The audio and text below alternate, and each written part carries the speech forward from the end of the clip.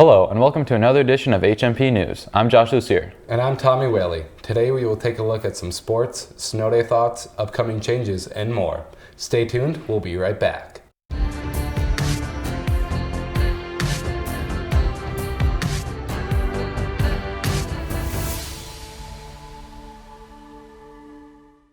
This summer, the high school is going through many renovations. Next year, it will look a lot different. Places like the Four Corners and the Media Center and many classrooms will be almost unrecognizable. We took some time to sit down with Miss Butcher and get some insight into what our students should expect when returning to school in August. What are going to be some of the major changes we have next year in the high school? So the really big change that I'm super excited for is the Four Corners. That Four Corners area is going to turn more into a student union kind of place, Okay. Like you would see in like a college, like a student union. And there'll be some booths and some tables and some whiteboards up on the walls, because I know lots of students use that area now for like collaboration in their classrooms. And so to kind of be an area where students can gather during class and work on big projects, and then during passing times there'll be tables and nice chairs and places. It just creates more of an environment for kids to want to be. And then the media center is going to get redone. Oh yeah. There's going to be some new furniture in there. There's going to be less computers because we have more Chromebooks, so we don't need all that space to be taken up by those desktop computers. But there'll still be some. And then in the classrooms, you're going to get new lights, new floors, new paint, new technology on the front board, new whiteboards. So it is pretty much a complete overhaul. The cafeteria is going to get new furniture, new flooring. The performance gym is going to turn into the practice gym. And the practice gym is going to be closed down because they're going to be renovating that to be a new performance gym. Those things will change, but it'll all be things that I know our students can handle, and it'll be a positive change. So do you think the students overall are going to enjoy these changes? I hope so, because I think our teachers are going to enjoy it. I think it's going to kind of give our school the facelift that we need, because right now I feel like our school's a little dim and like low ceilings, and I feel like sometimes we don't feel like we have enough sunlight. With these changes, it should brighten it up, make it feel new and fresh, and kind of invite that environment of collaborating and being together. Personally, I don't really like it. I feel like our school is pretty much good how it is. Like, there's no need to change it whatsoever. They'll kind of hate it at first.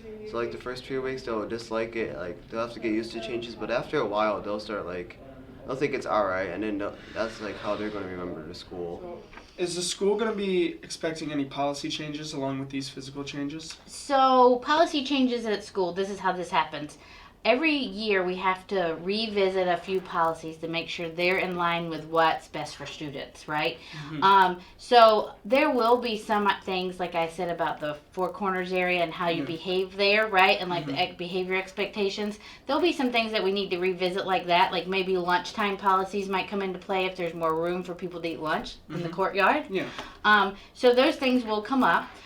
We'll visit with a team of teachers. If you remember when we did the integrity policy, we got some students on the committee too, and we surveyed the students. So those students' voices have a role in what changes happen. So there have been rumors that we're going to change the lockers up too. Is that a credible?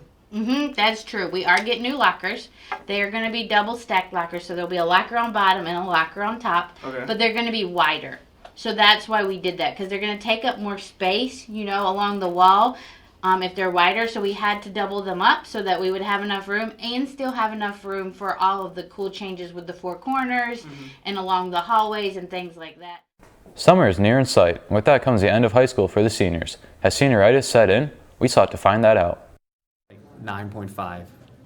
I desperately want to get out of here and just graduate, get my diploma, and leave.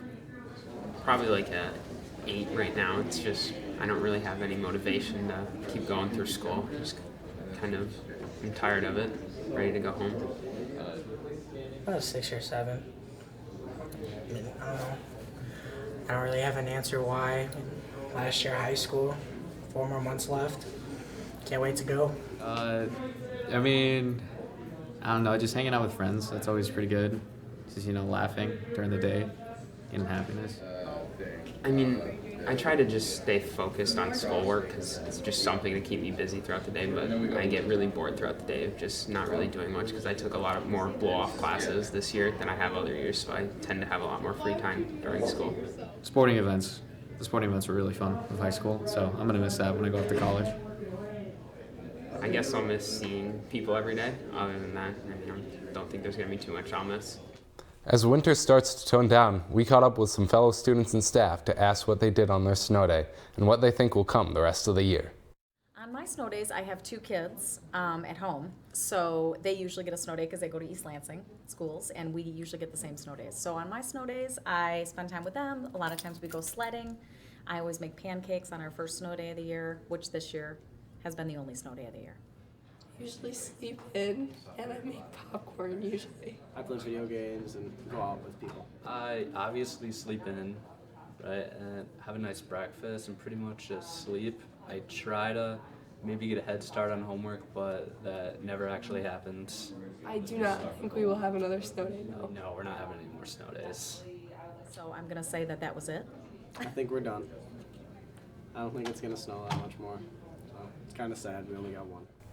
With the new high school play in sight, a small group of high school students are rehearsing 4 to 5 times a week to prepare for the shows on March 27th and 28th. We followed up with them to learn more about the story and characters. So it's a super funny story. It's a comedy that will appeal to both kids and to adults. It's called Bedtime Stories as Told by Dad Who Messed Them Up.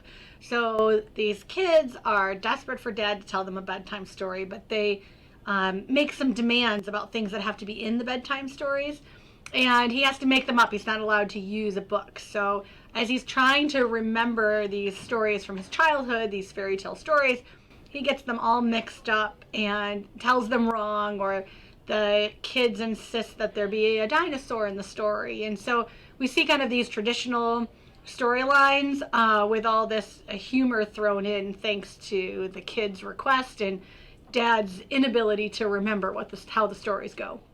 So everything now has been blocked. The whole show has been blocked out. Now we're working on memorization. So a lot of the kids have multiple roles, and so they have multiple layers of things to memorize. So we're kind of tweaking details and working the comedic parts and working on memorization. So in the play, I am the dad. So I'm telling my kids a story, and I'm just narrating it and kind of getting the details wrong. So basically throughout the entire show, I just get incredibly fed up and annoyed at my kids. And it's really fun to just kind of express that anger, but like trying to like keep it down, you know, not like be mean to the kids or anything. But it's just a really funny character. It's a lot of fun to play. I mean, I feel like I kind of understand it because I've babysat a lot of kids, so I really understand the dad's annoyance and like the struggle, like when they're just interrupting him constantly and he's trying to get them to understand or like to just listen to him and they just go on and on. It's a pretty relatable character for me. I am Ashley, one of the children who are getting read bedtime stories by their dad. And so like I have 2 like siblings and then our dad and then all of the story characters. So it's kind of easy because I babysit, so like it's kind of like observing kids like that. And then I know it's kind of fun. It's hard though too because you have to play someone younger than you. And I don't know, it seems easier to do older but not younger. I've never gotten to have lines and act on stage as much as this, so it's a very nice opportunity. But then I guess my favorite part of the character is that she's a know-it-all and bossy, and it's kind of not me, but it's fun to pretend. Most of us are like double or triple casted because we didn't have enough people who auditioned for the show. So I am the queen and princess in the P, and one of the sheeps in Bo Peep, and the princess in, well, the daughter. She's the daughter in Rumpelstiltskin. The sheep is easy. They don't really do anything, but the queen especially, she has like these big chunks of lines that make me kind of nervous, but I think I have everything memorized anyway, so I'm okay. Over the last few weeks, students have competed in a team puzzle-solving competition called the Haslett High Guild. Last week on the Guild, 4 teams were eliminated. 2 teams will be eliminated today, which are expected to be Team Moms and Team Beta. Team Rona Time currently leads in the Guild with a score of 12 points, and Team Dads is in second with 9. And now let's throw it to our weatherman, Jace Conlon.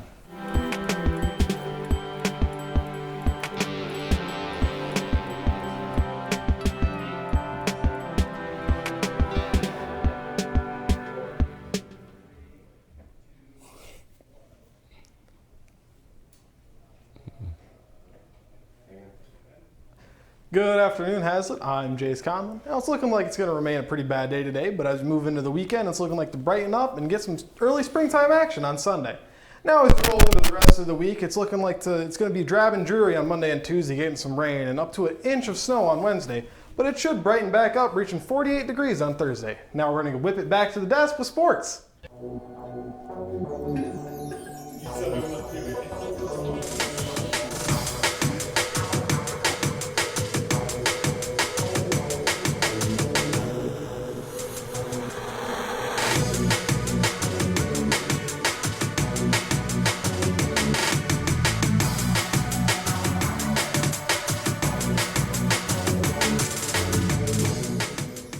Spring sports start March 9th. All you need is a sports form that can be picked up in the main office, a physical, and to pay the sports fee, which can be waived if necessary. If you are interested or have any questions, please talk to the main office.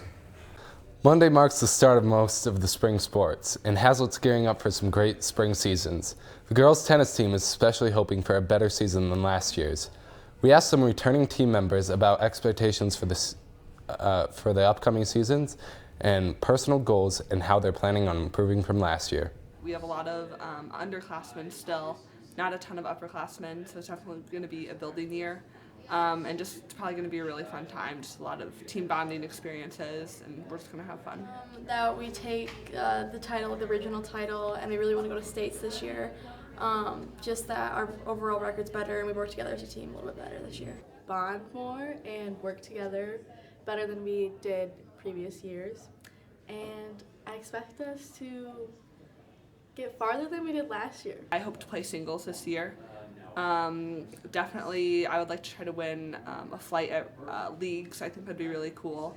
And to just try to beat my record from last year and just have a good season. I'm really looking to get like for myself personally, I want to go to states. I want to have a better record. Like I had a really bad season last year, and I've worked so hard to improve and be better this year. At least be 2 dubs. Be the best team captain this team has ever seen. I think we can do more team bondings and team dinners and just have a fun time outside of practices and matches. And also put in a lot of effort at those practices and matches and really cheer each other on. Better chemistry, better teamwork. It was a lot of brand new members. We lost a lot of seniors last year, so we just kind of have to bond together as a team to come together and achieve the goals that we want. Okay, last year, me and my team, we didn't really have like a good team bond, and because we didn't like spend time doing team bonding or hanging out. So this year as team captain, I'm definitely going to push for that a lot. Thanks for tuning to another edition of Friday News. Stay safe and have a great weekend, Haslett.